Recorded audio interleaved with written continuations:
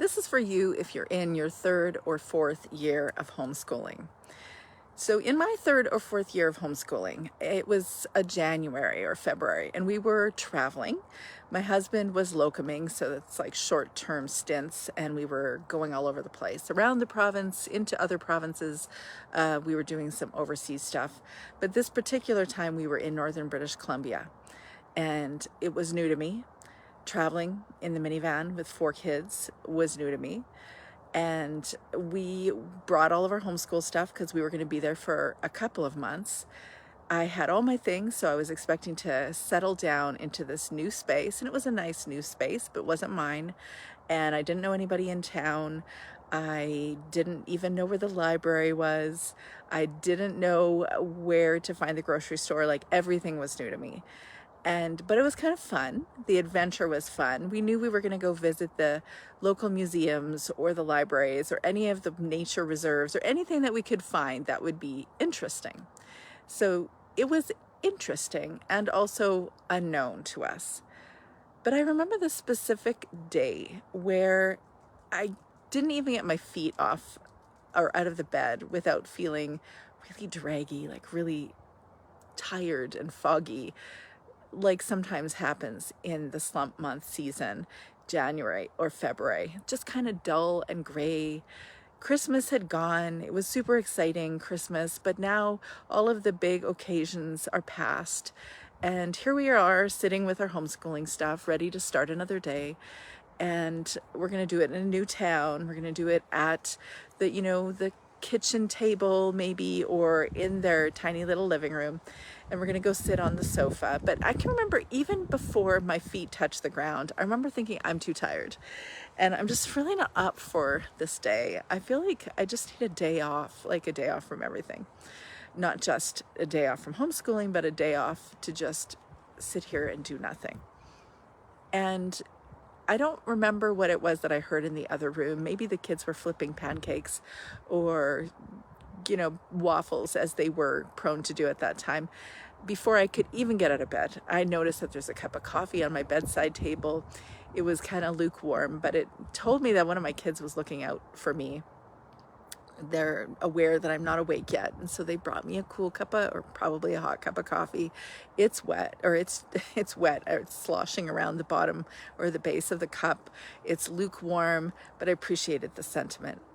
So I go out and I discover that a couple of the kids are arguing over flipping the pancakes, and one of the pancakes is actually starting to get too dark on one side, and I remember seeing splotches of pancake batter on the counter and a little bit on the floor, and I could feel, even though I could tell that they were looking to do the right thing and help each other out and make breakfast, and they were accommodating me sleeping in, which I was so grateful for.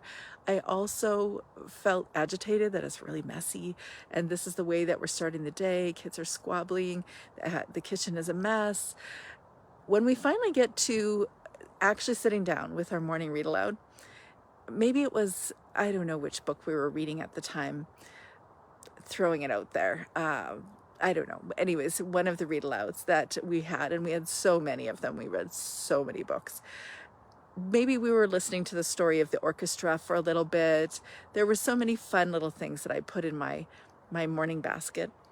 And I remember I wasn't up for it, and I knew I wasn't up for it. And I don't know if it was the kids sensing my energy, or if they just also, a couple of them weren't up for it that day, or they're just annoyed with each other for various reasons. But there was just like an intense energy. And I can't honestly tell you what exactly happened that morning, but you can imagine, right? You've been there where you've had one of those days, I call it, where it just seemed like everything was off. And I remember yelling. I remember the kids getting kind of irritated with each other, or maybe they were complaining.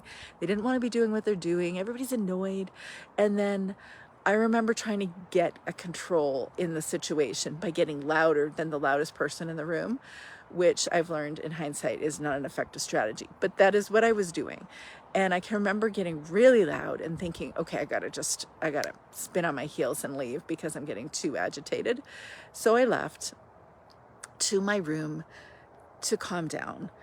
and to let myself just be by myself and figure out what I'm supposed to do to rescue this day.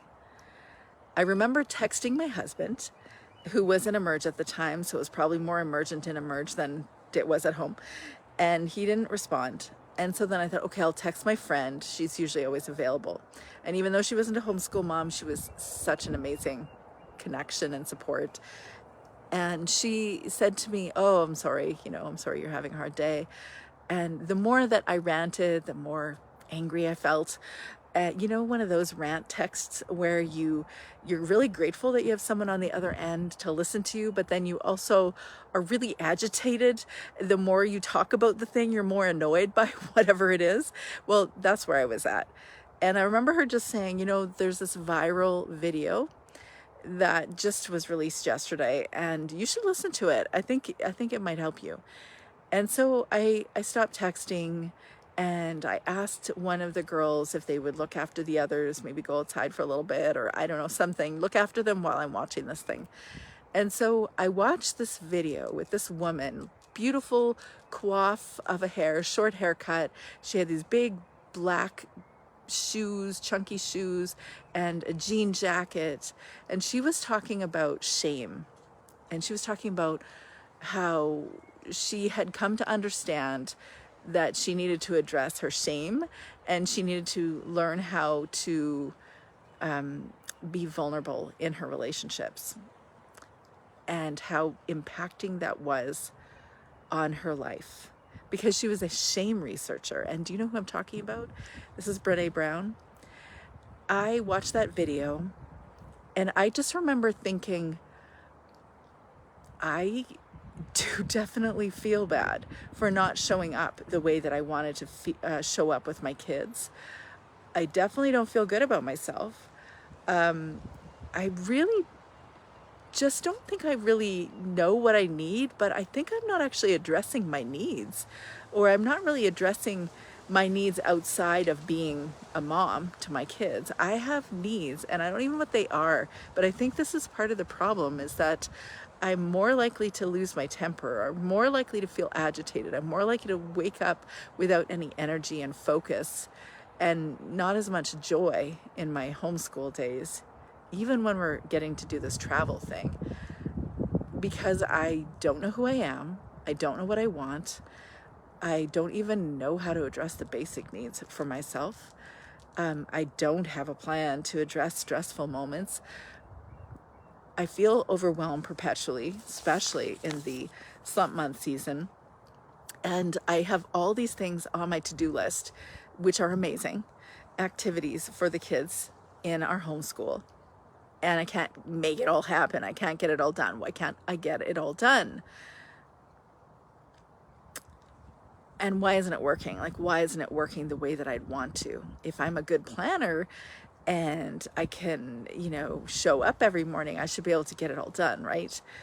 Well, when I look at all of those different elements that I was struggling with at that time, I had no idea that one day now I would be talking to you about it. At the moment, I just felt defeated. I just felt like I really want to homeschool, but I also really want to know not just where the library is right now. I want to know when the bus is going to pass by, the big yellow bus that takes the kids to school, because I am really exasperated. I'm overwhelmed. I'm frustrated. This isn't going like I thought it was. I'm not experiencing homeschooling the way that I thought I would. And since that time, I've had so many shifts to understanding that it wasn't an option for me not to address my needs. It wasn't an option. It was a requirement. I have to act like I'm a human too. I didn't. I acted like I was a mom. Other people's needs took precedence at the expense of my own. This was not a working formula. I also always assumed that I could get everything done if I just demanded that we just sit down and do the thing. Not that kids were necessarily learning because I insisted we do the thing, but I thought we could. It usually meant that people weren't always game. There was complaining, there was frustration, there was bickering, there was just like a unhappy energy. I also didn't even consider, what do I want to learn? And what do I want to do with my life outside of the tasks or the things that I've devoted myself to, which I really love doing most days, this homeschool thing. But who was I outside of this anyways? I have no idea. Somehow something in that Brene Brown video made me really look at all these different elements of my life. And over the course of the next decade or decade and a half, probably a decade, I explored all those different paths. And those are 3 of the 5 common conversation points that I have with homeschool moms in coaching. But I'm going to give you an opportunity to touch on those things in the retreat that's coming up. I'm going to offer a weekend retreat on October 5th to October 7th. So it's virtual. I wish I could do it here with you. And maybe I will one day. But until then, it'll be virtual. There'll be 3 different sessions. They'll be about an hour and a half each. And we're going to dive deep into the things that matter the most for you to move, to really make you enjoy, not make you, but get you to a place where you're actually enjoying your homeschool mom life more.